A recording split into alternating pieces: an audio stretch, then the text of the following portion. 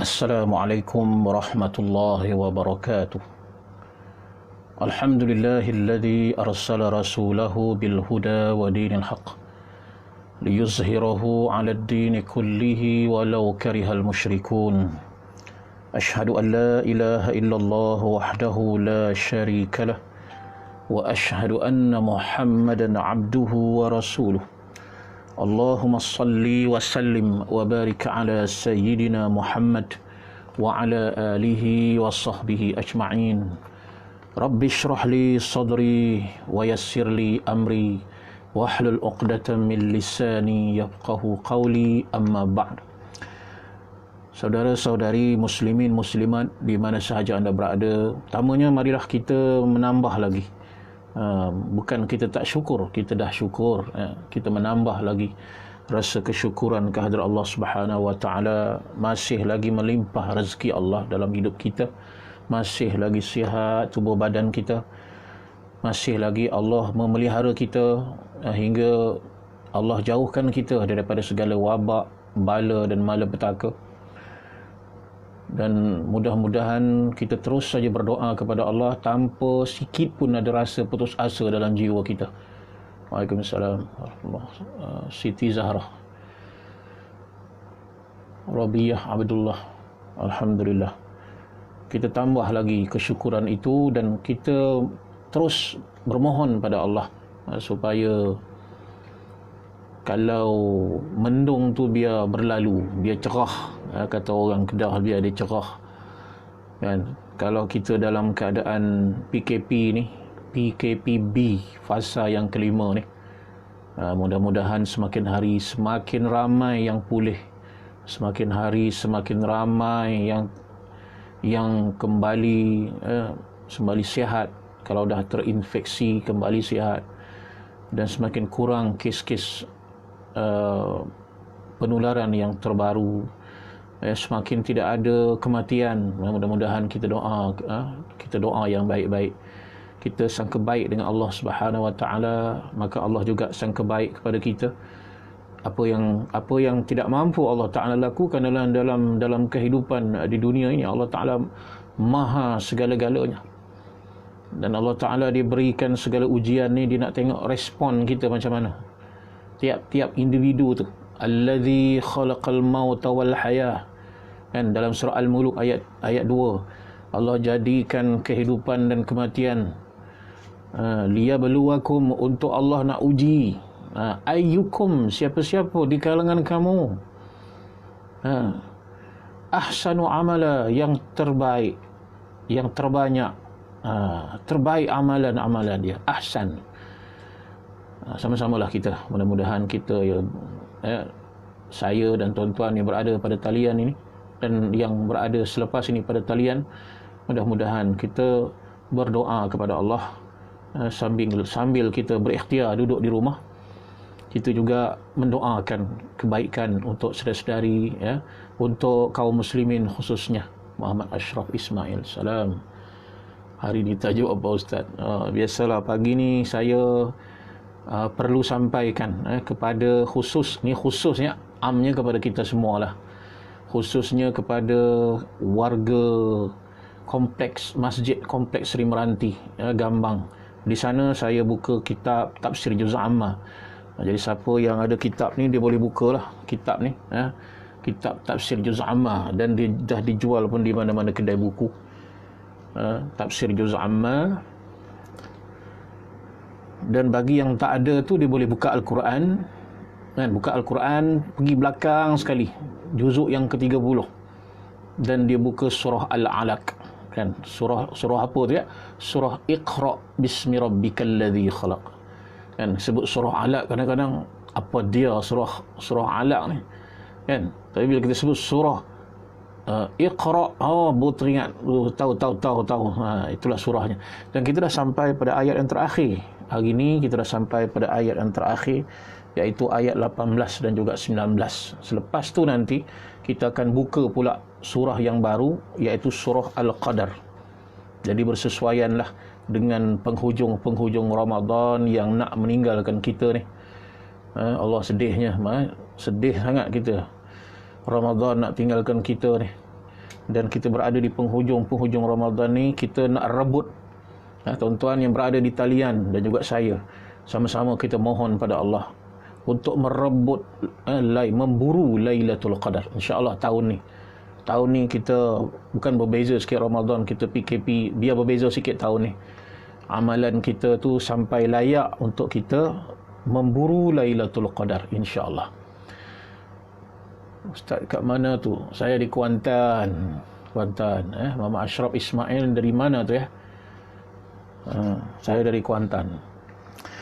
Muslimin muslimat yang dimuliakan Allah Subhanahu wa taala, pada ayat yang ke-18, sanada'uz zabaniyah. Tuan-tuan yang dekat Quran tu, cuba kita ambil Quran. Yang ada handphone cuba buka. Jadi surah tafsir juz amma ni bagi saya, pandangan saya sangat penting. Kadang-kadang kita baca ayat-ayat pendek ni, kita tak tahu apa cerita, kata orang utara, apa cerita, apa message, apa intipati yang Allah Ta'ala nak sebut di dalam ayat-ayat itu. Kan, surah Al-Ikhlas sampai ke sudah, kata orang, kita tak tahu apa tafsir dia. Jadi perlulah ada usaha kita untuk nak mendekati tafsir-tafsir ayat-ayat pendek ni, sebab kita nak bawa dalam solat. Kan, kalau orang dia boleh hafaz ayat-ayat panjang tak apalah, tapi kalau orang yang tak boleh nak baca panjang dalam solatnya, dia ambil lah ayat-ayat yang lazim, ayat-ayat pendek ini. Jadi kita sama-sama cuba memahami makna dia. Ayat yang ke-18, sanada'uz zabaniyah. Sebelum kita tengok tafsir tu, cuba kita perbaiki bacaan kita, kan. Kita tengok sanad, dal tu mati, kita sebut sebagai qalqalah surah, kan. Kita ulang kaji balik tajwid ni. Tajwid jangan kita langsung tak ambil tahu, kan. Hukum belajar tajwid ni fardu kifayah. Orang belajar, kita tak payah. Itu yang tak tahu-tahu tu. Tapi bila masa kita nak membaca Al-Quran, maka hukumnya fardu ain. Tiap-tiap orang mesti ada kemahiran untuk tajwid. Paling tidak hukum 5 tu, kan. Ikhfa, izhar, iklab, idgham ma'al ghunna, idgham bila ghunna tu dia kena tahu 5 ni. Barulah berani baca Quran. Minta maaf lah, bukan nak kata siapa-siapa tak berani ni, ya. Tapi kadang-kadang kita dah tahu, kita tak tahu. Kita dah tahu, kita tak tahu tajwid, tapi kita berani baca Quran, kan. Kita baca Yasin, tak tahu sikit pun tajwid, berani sungguhlah. Kita baca kalam Allah, tapi salah-salah, lepas tu kita tak nak belajar pula. Jangan begitu, tuan-tuan. Kita perlu memberikan hak-hak Allah Subhanahu wa taala. Ini kalam dia. Jadi kalau kita nak baca, kita kena hati-hati dalam bacaan itu. Balik semula kepada ayat yang ke-17, ya. Bukan 18, 19 ya. Silap catatan kita. Ayat yang ayat 18 dan juga ayat 19, betul lah. Sanad'uz zabaniyah. Sanad dal qalqalah surah. Sanad'uz, tak mantas jelas. Tak jauh lah tak mantas ini, ya. Memang patut jelas. Kalau tak mantas dekat tak jelas, peliklah. Ahmad Syazli. Okey, sanad'uz zai. Itu zai tu dia ada sabdu. Sanad'uz zaba ba mat asli 2 harakat, 2 harakat. Sweety Pingu-Pingu. Pelik nama. Assalamualaikum. Waalaikumsalam. Pelik nama, nickname. Tak apalah. Sanad'uz zaba ba panjang, ba 2 harakat lah. Zabaniyah. Sanad'uz zabaniyah. 2 kalimah aja. Dan ayat yang terakhir, kalla, la panjang 2 harakat. Mat asli, ya. La panjangkan. Jadi kita tahlil tu, la ilaha illallah, la tu panjangkan sikit. Jangan kita balun je, la, tak tahu punca, kan.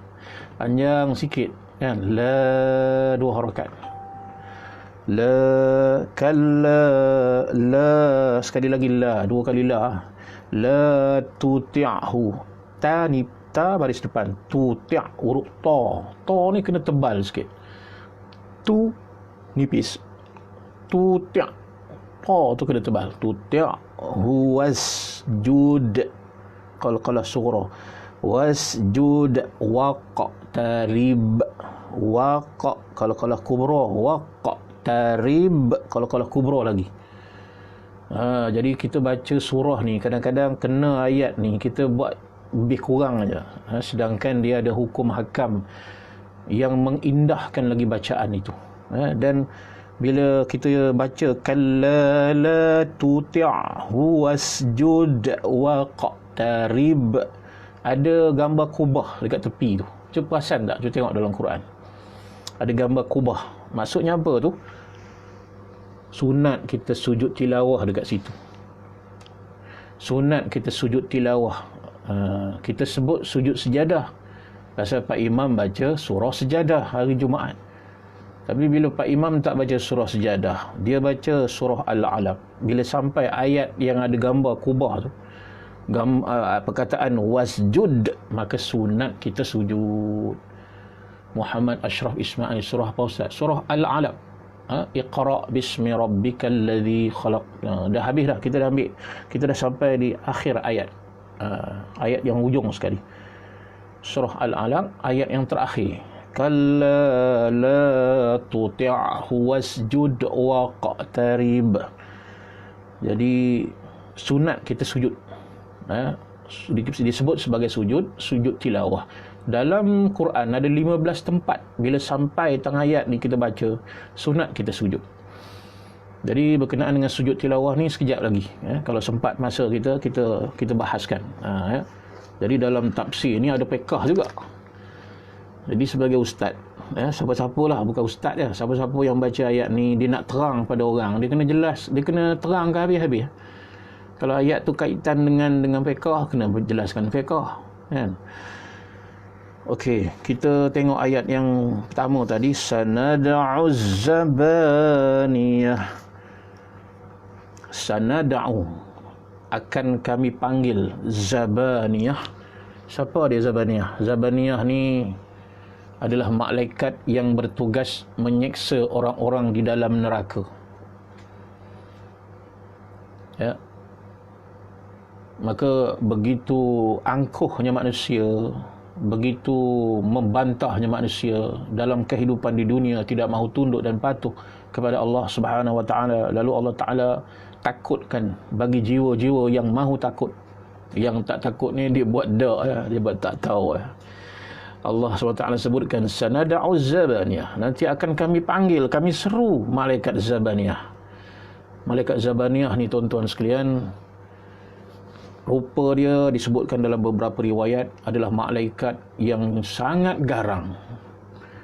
Disebutkan dalam riwayat ada 19 malaikat zabaniyah yang dipimpin oleh malaikat yang ketuanya adalah malaikat Malik itu sendiri.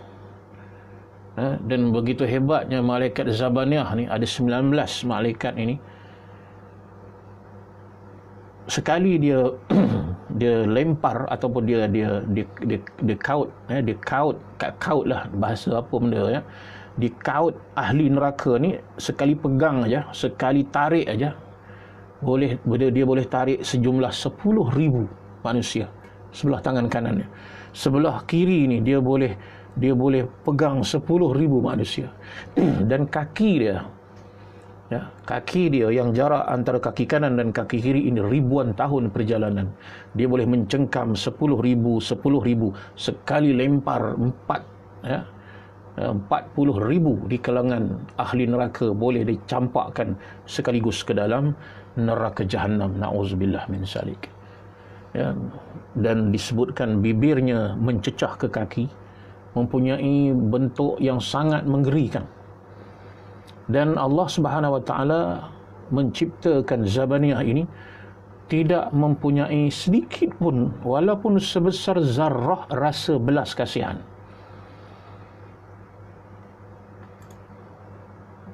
dan dia sangat patuh kepada perintah Allah Subhanahu wa taala. Penglihatan, bila malaikat Zabaniyah dia melihat adalah seperti kilat-kilat yang menyambar. Ni kita kenali malaikat Zabaniyah ni, masya-Allah. Dan gigi-gigi mereka seperti tanduk-tanduk sapi.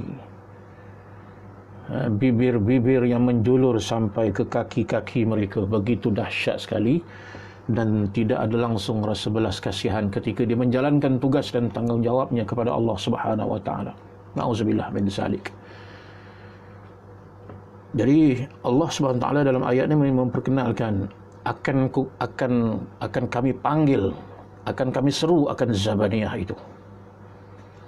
Jadi sama-samalah kita jauhkan, ini semua adalah azab yang Allah Taala sediakan, bagi mereka yang angkuh, yang sombong. Sombong ni apa sebenarnya? Sombong ni kalau kita buka kamus, sombong ni ialah menolak kebenaran. Itu sombong. Orang yang menolak sesuatu yang benar, itu sombong. Setiap penolakan pada hal-hal yang benar, benar di sini benar menurut Allah. Allah Ta'ala dah perjelaskan, telah memperlihatkan kebenaran, lalu dia menolak, maka itu disebut sebagai orang-orang yang sombong. Seperti pingu-pingu sujud sejadah, nampak je kubah. Kita disunatkan sujud atau tasbih. Kita disunatkan sujud, sweety kita disunatkan sujud. Ni kita nak cakap sekejap lagi ni, iaitu tentang sujud tilawah. Bila kita jumpa 15 tempat ni, antaranya ayat yang kita baca pada pagi ini, kalla la tuti'hu wasjud waqtarib, maka kita disunatkan sujud sama ada dalam solat ataupun di luar solat. Jadi ada kaedah dia, kaedah untuk sujud ni. Muhammad Ashraf Ismail, bawah malaikat Zabaniyah ada berapa malaikat ustaz?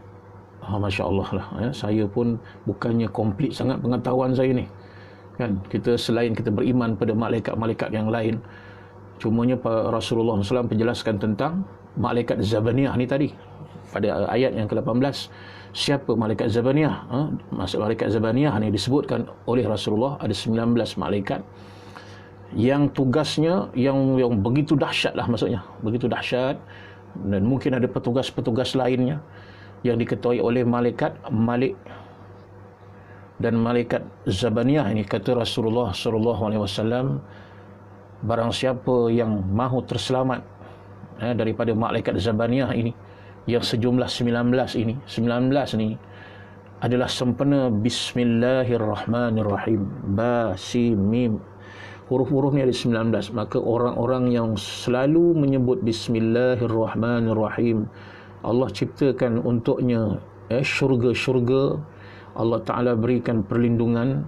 Disebutkan berdasarkan kepada beberapa hadis Nabi SAW. Barang siapa ingin supaya Allah selamatkan dia daripada penangan malaikat Zabaniyah, yang berjumlah 19 malaikat penjaga neraka, maka hendaklah dia membaca Bismillahirrahmanirrahim.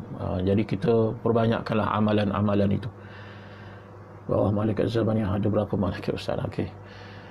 Jadi saya teringat dululah, zaman-zaman saya kecil dulu, tok guru pesan, apabila seorang ibu, seorang bapa meninggal dunia, lalu dia masuk ke alam barzakh, maka malaikat setiap pagi dan petang akan membawakan lidah-lidah api neraka sebagai hadiah kepada ibu dan bapa yang mana anak-anaknya tidak solat di dunia.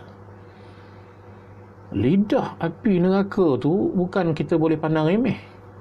Lidah api neraka ni, lidah api tu dia boleh menjulang manusia. Punya hebatnya api neraka ni, dia boleh lidah saja, belum lagi inti dia. Lidah hanya mampu mengangkat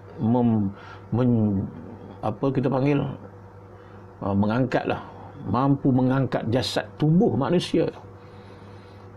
Kan? Jadi bagi anak-anak yang tak solat, mak bapak pula tak pernah berusaha untuk ajar anak dia solat, tak pernah ambil berat tentang mengajar solat, maka setiap pagi dan petang Allah perintahkan malaikat Zabaniyah mencampakkan lidah-lidah api neraka sebagai hadiah kepada ibu bapa. Tuan-tuan, puntang-panting kita dalam kubur, kan? Sampai hati kamu, wahai anak-anakku, semasa ibu dan bapa masih hidup, ibu dan bapa memberikan kasih sayang yang sepenuhnya kepada kamu. Tetapi kami, setelah kami kembali ke rahmatullah, setelah kami meninggal dunia, tergamak kamu menghadiahkan lidah-lidah api setiap pagi dan petang, puntang-panting, tuan-tuan ya. Ibu bapa yang tidak mengajar anak-anaknya solat. Hari ini anak-anak di dunia bukan setakat satu waktu ni, 5 waktu ni beres tak solat. Na'udzubillah min zalik, tuan-tuan ya. Kadang-kadang kita peliklah ibu bapa yang tak berapa hirau sangat tentang ihtimam, mengambil berat tentang solat ni. Dah solat ke belum? Ni susah nak tanya anak. Kan, nak suruh anak solat. Umur 10 tahun kena sebat, kena pukul. Ni semua kaedah yang diajar oleh agama. Tetapi nak suruh anak solat, masalahnya kenapa susah sangat? Sebab bapa, mak tak sembahyang. Mak dan bapa tu tak solat juga. Bukan sinilah, tempat lain ni.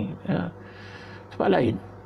Jadi macam mana nak suruh anak solat? Bila disuruh mak solat, abah pun tak solat juga, daddy pun tak solat, macam mana? Jadi sebenarnya ibu bapa lah yang sepatutnya memberikan contoh solat dulu, barulah anak-anak ikut. Jadi balik semula kepada malaikat Zabaniyah ni, tugas dia, di antara tugasnya mencampakkan hadiah-hadiah yang berupa api neraka ke alam sana. Wallahu a'lam, kita tak tahu. Tak ada siapa lagi yang pernah di sana balik boleh kita tanya. Na'udzubillah. Jadi ambil beratlah soal anak-anak kita. Dah akil balik, yang belum akil baliknya kita latih dia, kita ajar dia. Anak-anak sentiasa kena tanya, dah solat belum? Belum solat. Biarlah sampai kita merotan dia pun tak apa. Rotan untuk mendidik. Bukan rotan kita pepah dia macam pepah lembu, bukan. Kita nak didik dia supaya dia takut. Sebab tu antara sunnah Nabi gantung rotan di dinding tu. Dah solat? Belum. Tengok rotan. Nampak rotan tak? Dia akan pergi berlari untuk solat.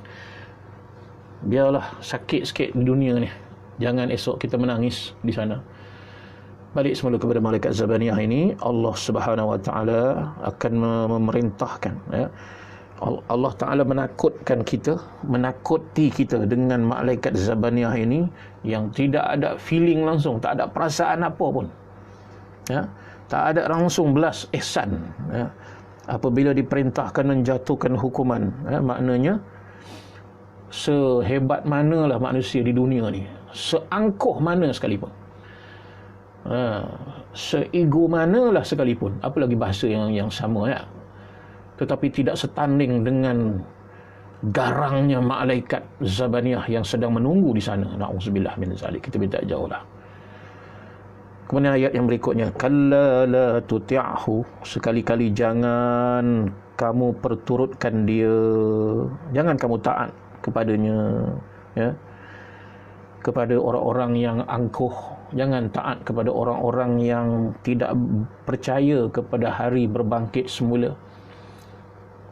Jangan kamu taat kepada mereka. Wasjud waqtarib, dan sujudlah. Waqtarib daripada perkataan qariba, hampir, sujudlah kamu kepada Allah dan dekatkanlah dirimu, akrabkanlah dirimu kepada Allah Subhanahu Wa Taala. Jadi ini satu pendidikan kepada kita ayat yang terakhir ini.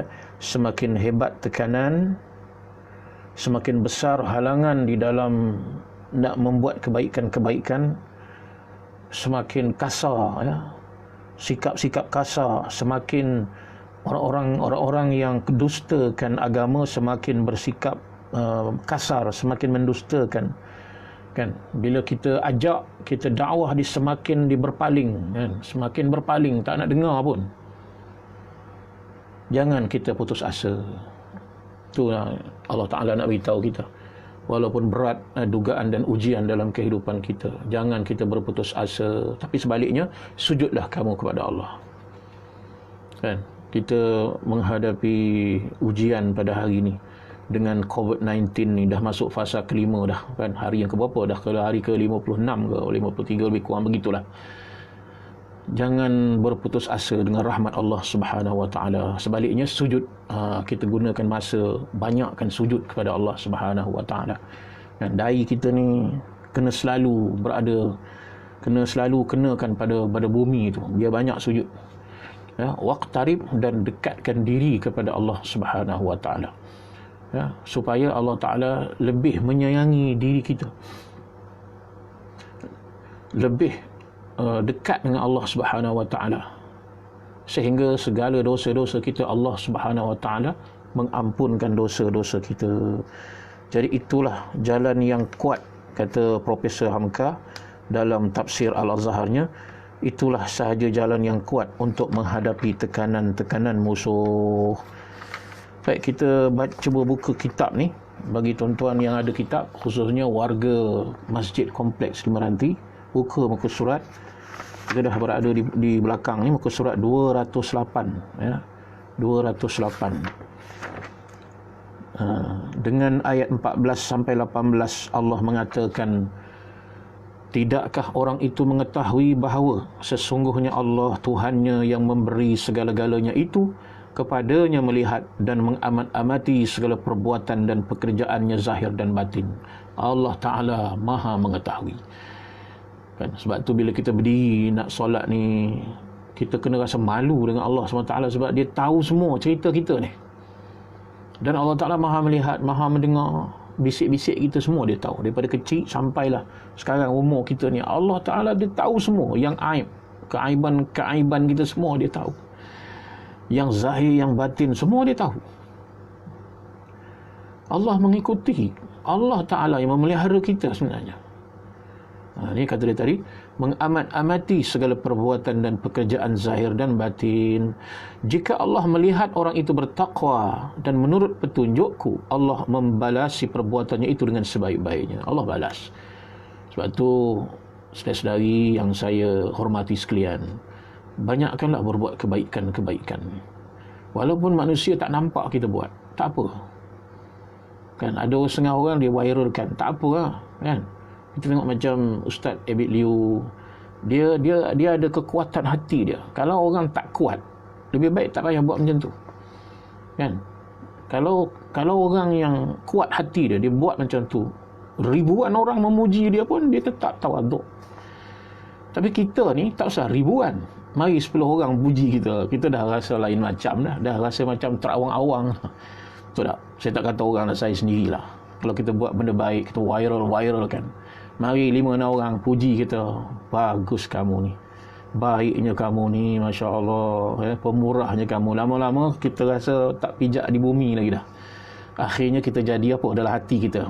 Iblis pun masuk berbisik, padanlah aku ni jadi orang kaya dah. Jadi kalau kita rasa ada kekuatan hati kita, viral tak apa, viralkanlah supaya orang lain ikut apa yang kita buat. Terutama orang-orang kaya yang hari-hari duk hitung duit dia, duk kira duit dia dalam bank banyak mana dah, kan? Banyak mana bonusnya, banyak mana lah, dia semua dia kira semua duit dia, tapi keluar tak ada. Kalau nak keluar tak adalah. Ini orang-orang yang macam ni tadi. Jadi kalau orang-orang yang kata orang dia simpan, dia kemut duit, dia kemut harta benda, dia tak nak keluar, susah nak keluar bila dia tengok orang lain buat kebaikan, kebajikan, bersedekah, membantu anak yatim piatu, membantu golongan susah, beri makan orang susah. Jadi dia pun jadi terpanggil untuk berbuat seperti orang itu, kan? Nampak hari ni selepas Ustaz Abid Liu buat, ada dah orang-orang lain yang berkemampuan dicuba buat. Alhamdulillah. Jadi teruskan, tak apa, ya. Tapi kalau kita rasa kita tak boleh, buatlah kebaikan-kebaikan walaupun orang tak tahu pun. Allah Ta'ala dia tahu, ya. Allah dan para malaikat menyaksikan segala apa yang kita lakukan. Sekali-kali janganlah orang-orang yang derhaka, yang melampaui garis yang patut itu, bertalu-talu dan terus-menerus atau derhakanya, dan melarang, menghalangi orang mendirikan solat. Dulu ni kita dah cerita bahawa Rasulullah ni dihalang untuk solat, kan? Abu Jahal dan pengikut-pengikutnya bila tengok Rasulullah solat, mereka halang Nabi. Sampai ada satu ketika tu dia letak najis atas tengkuk Nabi sedang sujud. Dan itu ustaz lain dah cerita panjang dah tu dah, ya. Ada yang sepak Nabi, kan. Kita tengok dia sepak Nabi, Abu Jahal sepak Nabi. Geng-geng Abu Lahab, Abu Jahal ni, ya, Walid Al-Mughirah, Abdullah bin Judan mempersenda-sendakan Rasulullah SAW. Buli Nabi kita lah istilah hari ni. Dan jadi Allah Ta'ala beri warning, jangan meneruskan kerja-kerja derhaka, menghalang-halangi orang mendirikan solat. Demi jika dia tidak juga berhenti dari perbuatan itu, sungguh kami akan menyentak ubun-ubun dia. Tengok Allah Ta'ala kata apa? Dia akan sentap ubun-ubunnya. Jangan main-main, ya. Kenapa tak sentap ubun-ubun? Kerana di kepala itulah letaknya kerah kepala, kata orang. Kan? Kepala itulah yang kerah, tak dengar nasihat, susah nak menerima wahyu. Nanti akan kami sentak ubun-ubun kamu, yang berdusta lagi bersalah. Hendaklah dicubanya memanggil kaum dan kawan-kawannya, mengganggu orang yang sedang mendirikan solat, atau menyakiti orang-orang yang benar-benar bertakwa dan menurut petunjukku. Allah Ta'ala marah, kan? Sedangkan yang diganggu solat tu ialah Rasulullah. Rasulullah diganggu solat, sedangkan Rasulullah tu adalah orang-orang yang benar-benar tunduk dan patuh kepada Allah Subhanahu Wa Ta'ala. Kan? Ini kisahnya kisah pada Nabi, tapi Rasulullah dah wafat. Maka dia berlaku juga kepada umat Rasulullah SAW.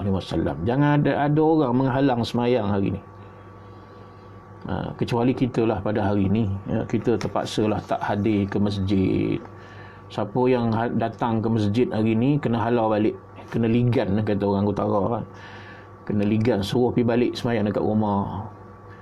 Kecuali telah mendapat izin, ya, mendapat izin untuk melakukan jamaah. Kalau tak salah hari ini kerajaan negeri Kelantan, ke bawah Seri Paduka yang baginda yang di-Pertuan Sultan dia telah mengisytiharkan boleh semayang hari raya nanti. Syaratnya tak lebih 12 orang. Tak tahulah dari segi teknikalnya buat macam mana, kan. Ya, tapi selagi dengan berhimpun boleh menularkan penyakit, maka wajib kita berada di rumah. Wajib kita berada di rumah. Muhammad Ashraf Ismail, bagaimana kita nak tahu sendiri kita buat kebaikan itu ikhlas atau tidak, Ustaz? Keikhlasan itu adalah di antara rahsia, ya, rahsia Allah. Hanya kita saja yang tahu. Kita dengan Allah saja yang tahu. Sebab tu kita tak boleh menilai orang lain ni ikhlas ke tak ikhlas. Itu bukan kita yang nak mengukur dan nak menilainya. Jadi tandanya kalau kita buat sesuatu tu, hati kita rasa tenang, kita bersedekah, kita tak mengharapkan balasan. Kita ni daripada kecil lagi pun kita dah dididik kalau buat sesuatu mesti kita nakkan satu benda balasan, betul tak? Memang Allah Ta'ala ciptakan otak kita ni, ya, kata pakar-pakar otak, apa kita panggil dopamin, ya. Ada satu istilah tu, dopamin, otak di depan ni, ya, yang Allah Ta'ala dah setkan satu benda tu kalau kita buat kita dapat apa. Kita dapat apa? Sebab itu dalam firman-firman Allah Ta'ala sebut juga benda-benda tu. Kalau kamu taat kepada Allah, beriman dan beramal soleh, akan kuberikan tanah. Allah beri tanah kebun yang mengalir di bawahnya sungai-sungai. Dan aku berikan bidadari-bidadari. Aku berikan tempat rehat di atas pelamin-pelamin di dalam syurga dengan minuman-minuman pada gelas-gelas yang berbentuk piala. Memang otak kita dah diset kalau beri satu benda dapat apa. Ya, tapi kenalah kita kawal dengan agama. Semayang berjemaah dapat apa? Dapat 27 darjat. Allah Ta'ala sebutkan benda-benda tu. Jadi kalau kita beramal, jangan kita harapkan apa-apa.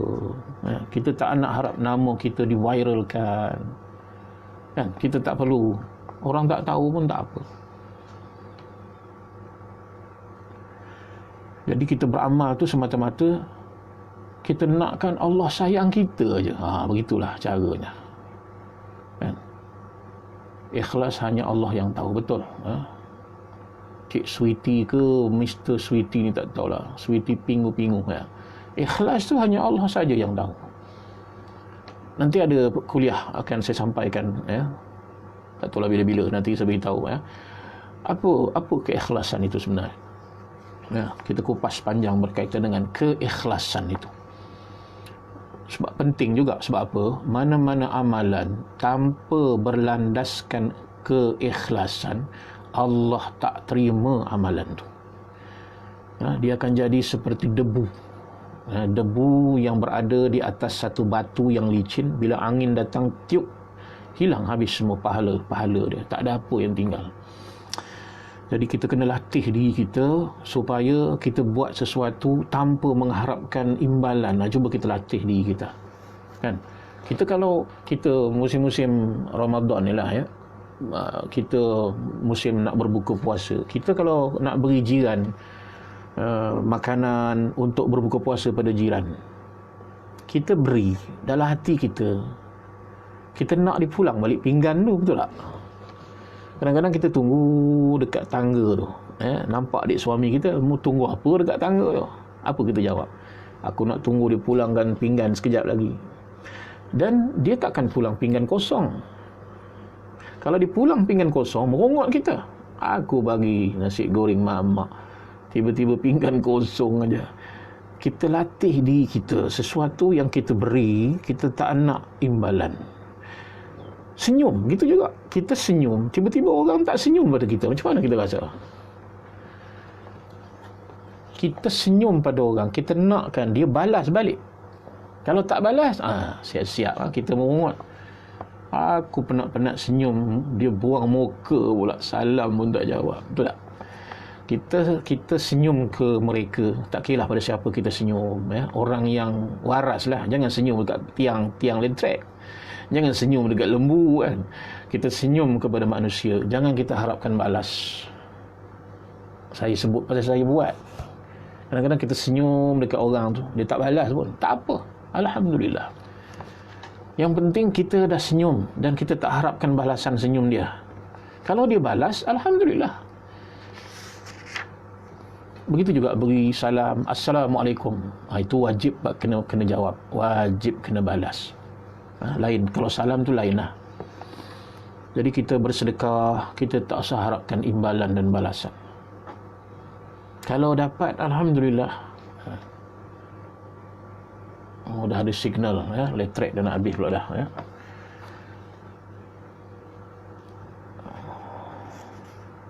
Jadi ada sikit lagi ni. Sekejap ya.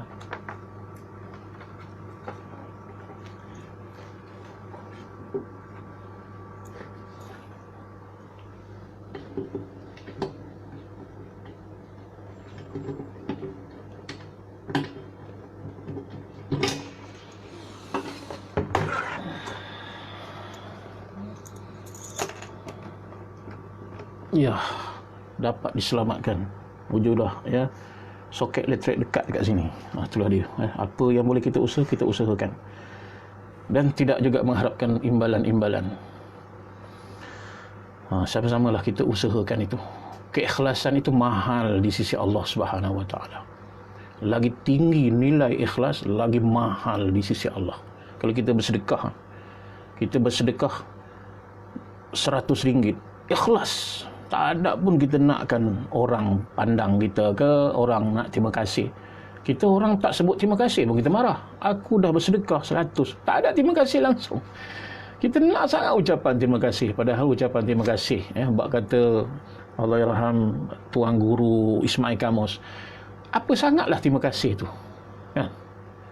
Tak ada apa terima kasih. Tapi kalau orang tak terima kasih ke kita, kita kata apa? Penat je aku buat baik. Terima kasih buruk pun tak ada. Tak, kita ubahlah. Dia nak terima kasih ke, itu dia dengan Allah lah. Kita yang penting kita dah buat baik dan kita tak mengharapkan apa-apa balasan. Yang membalasnya besok ialah Allah Subhanahu Wa Taala. Kita masuk RM100, boleh kita ikhlas, tenang hati kita. Apalagi masuk 200. Untuk faham tak ya? Ustaz, saya masuk RM1 ikhlas lah. Masuk 100 dah tak ikhlas lah. Itu berat lah. Kan? Kita latih diri kita, masuk RM1 dulu lepas subuh, masuk RM1 dalam tabung masjid. Tuan-tuan, kita latih pagi-pagi bersedekah. Sebab sedekah yang terbaik itu di sebelah pagi. Ada 2 malaikat, bila bersedekah, doa malaikat, ya Allah gantikan balik. Kan? Tapi kalau ada yang tak ada rasa nak bersedekah, ya, tengok apa poket Allah besar sangat pula, duit kecil tak ada, langsung tak bersedekah belah pagi, ya, ada niat aja pun tak apalah. Tapi yang memang tak mau bersedekah langsung, maka malaikat doakan, ya Allah binasakanlah orang-orang yang bakhil ini, na'udzubillah min zalik. Jadi tuan-tuan latih pagi-pagi sedekah. Biarlah mula-mula RM1, esok naik sikit RM2, nanti ya, beza sikitlah kontraktor kelas C dengan kontraktor kelas A. Kan, kontraktor kelas C dulu boleh lah RM1. Sekarang dah kontraktor kelas A RM1 kat lagi, beratlah. Ainul Syamri, Aida Satrina, Assalamualaikum. Waalaikumsalam warahmatullahi. Sweetie bingung-bingung, orang tak habis senyum. Jadi itulah ya. Jadi ikhlas, lagi tinggi nilai dia, value dia di sisi Allah Subhanahu wa taala. Kita cuba latih diri kita, insya-Allah ya. Baik, kita terus sikit lagi. Zabaniyah tadi habis dah. Kami akan memanggil Zabaniyah untuk mengalahkan atau membinasakan mereka. Ya, Allah Ta'ala ni kalau dia nak bagi azab, dia tak payah pakai malaikat pun tak apa. Nak tanya dalam kubur, tak payah nungkan angkir. Nak cabut nyawa, tak payah malaikat maut. Tapi Allah, dia ada kerajaan dia. Kan? Allah Ta'ala ni raja segala raja. Dia ada kerajaan dia, dia ada petugas dia. Maka Allah Ta'ala perintahkan kepada petugas-petugas ini untuk menjalankan tugas dan tanggungjawabnya. Ya. Jadi malaikat Zabaniyah itu semacam tentera kami yang kuat, yang tidak kuasa siapa jua pun mengalahkannya. Allahu Akbar ya. Dia tak ada di alam dunia ni. Kalau ada di alam dunia ni tak tahulah. Semua pakat beriman dah ke. Yang dicarinya ialah orang-orang yang ingkar kepada Allah Subhanahu wa taala. Maka binasalah mereka di dunia, dan di akhirat mereka dengan kehinaan masuk neraka jahim yang dijagai oleh malaikat Zabaniyah. Dengan ayat 19 Allah mengatakan, janganlah kamu hiraukan perkataan-perkataan orang-orang yang derhaka kerana merasa dirinya dalam kecukupan itu. Dia rasa dirinya cukup dah, Allah Ta'ala tak perlu dah bagi dia. Dan jangan kamu turut atau kamu contoh pula perbuatan mereka yang derhaka itu. Hendaklah kamu tunduk dan setia kepada Tuhanmu dalam segala hal dan keadaan, serta berusaha seberapa kuasamu menghampirkan dirimu kepada keredaannya. Sebenarnya bulan Ramadan ni tuan-tuan, di penghujung-penghujung ini, ya, bangunlah malam, kita tidur awal lepas berbuka, kemudian kita sembahyang isyak, lepas sembahyang isyak kita sembahyang tarawih, lepas sembahyang tarawih tu kita rehat sekejap, ambil wuduk, kita pun baring sekejap, ya, bangun pukul 2 pagi, pukul 3. Cubalah untuk kali ini je. Ramadan tahun depan memang ada dalam kalender. Tuan-tuan boleh tengok kalender tahun 2021, ada Ramadan. Tapi yang bimbang kita, tuan-tuan dapat fikir tak, Ramadan kali ini kita semua kena stay at home. Kan tak tahu kan. Tahun depan kita pun tak tahu juga apa yang akan berlaku. Sihat ke tidak kita seperti hari ini. Sebab tu tuan-tuan, jangan kita biarkan Ramadan terlepas begitu sahaja. 10 malam akhir ni, 10 malam je. Cubalah bangun pukul 2, pukul 3 tu sebelum kita nak masak sahur kita sujud pada tahajud kita. Tahajud, kita berzikir, kita baca Quran sikit, ya. Ataupun buka televisyen, tak apalah. Pergi Al-Hijrah ke, dengar ceramah-ceramah ustaz ke. Okey, tak apa, ya. Malaikat turun pada malam Qadar, kita sedang dengar ceramah. Okey. Ibadat juga tu. Tak semesti berada di atas tikar sejadah. Jadi sangat rugi kalau kita terlepas, ya. Kalau malam tu kita, na'udzubillah, malam tu malaikat turun, kita tengah main judi, kan, online main judi, malaikat turun, berapa tahun kita rugi? 83 tahun kita hilang. Umur je tak sampai 83 tahun. Jadi minus lagi. Dah lah umur, katalah umur 40 tahun saja. 40 tahun. Dah lah tu malam Lailatul Qadar turun, kita tidak beribadat, hilang 83 tahun. Minus umur kita. Menyesal sepanjang hayat dunia dan juga akhirat. Jomlah, ni saya mengajak, ni namanya dakwah ni, kepada rakan-rakan yang berada pada talian, yang akan berada dalam talian, ya. Saya juga, marilah sama-sama kita rebut 10 malam akhir ni. Memburu Lailatul Qadar, tu tajuk dia, tajuk pada banner kehidupan kita, memburu Lailatul Qadar. Kan, insya-Allah boleh. Ya, kita tengok para alim ulama kita, tok-tok guru kita, 10 malam akhir tu, kalau surau dekat dululah, dah tak duduk dah di rumah, dia i'tikaf di masjid surau dan bertemu Lailatul Qadar. Sebab itu barakah kehidupan mereka, kan. Kita tengok tok-tok guru alim ulama, berkat hidup dia dulu ni, ya. Rezekinya sentiasa mengalir, rezekinya melimpah ruah apabila mereka itu menunggu ihtimam dengan hadirnya Lailatul Qadar. Hendaklah kamu tunduk, mana tadi sampai di sini, iaitu wasjud waqtarib, si pembaca dan si pendengar surah ini dari awalnya hendaklah sujud tilawah. Demikianlah bersemuafakatnya ulama-ulama Islam yang kebilangan, yang ramai ulama, kecuali Imam Malik, ya. Imam Malik mazhab Maliki sahaja yang mengatakan tidak sunat, ya. Selain daripada itu, kata musannif, ulama-ulama yang lainnya mengatakan perlu kita sunat, kita melaksanakan, ya, yang kita sebut sebagai sujud tilawah itu. Jadi muslimin muslimat, saudara-saudariku yang dimuliakan Allah, yang dikasihi Allah sekalian, bila sampai wasjud waqtarib, kalau kita berada dalam solat, maka kita jadi imam lah tu. Kita jadi imam lah, kita disunatkan sujud.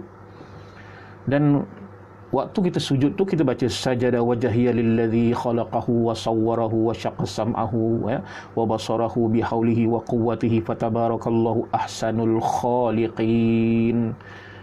Kita ulang-ulanglah, baca 3 kali, tak apa 3 kali. Ni kita sebut sebagai tasbih sujud sejadah. Sajada wajhiya lilladzi khalaqahu wa sawwarahu wa syaqqa sam'ahu wa basarahu bihaulihi wa quwwatihi fatabarakallahu ahsanul khaliqin. Bila bertemu dengan ayat-ayat sejadah, ya. Biasa kalau pagi Jumaat kita baca surah sejadah. Tu yang kata tu, kenapa subuh hari ni 3 rakaat? Ni nampak sangat tak pernah buat sujud sejadah, kan. Kita ikut imam, ya. Tapi kalau kita baca sorang-sorang dekat belakang, kena ayat yang kita baca, maka kalau kita sujud sejadah, imam tak sujud, kita sujud, maka batal sembahyang jemaah kita. Kena ikut imam. Imam sujud, sujudlah. Kalau tak sujud, tak apalah, nak buat macam mana. Itu kalau dalam sembahyang. Kalau di luar sembahyang, kan, kita mengaji Quran sorang-sorang kita mengaji sorang-sorang, kan, di rumah kita lepas sembahyang subuh mengaji sampai ayat ni wasjud waqtarib, kita disunatkan sujud, sunat takbir Allahu akbar, terus sujud sajada wajhiya lilladzi khalaqahu, kemudian duduk, macam biasa. Tapi kalau dalam solat, kita baru bagi salam, bagi salam.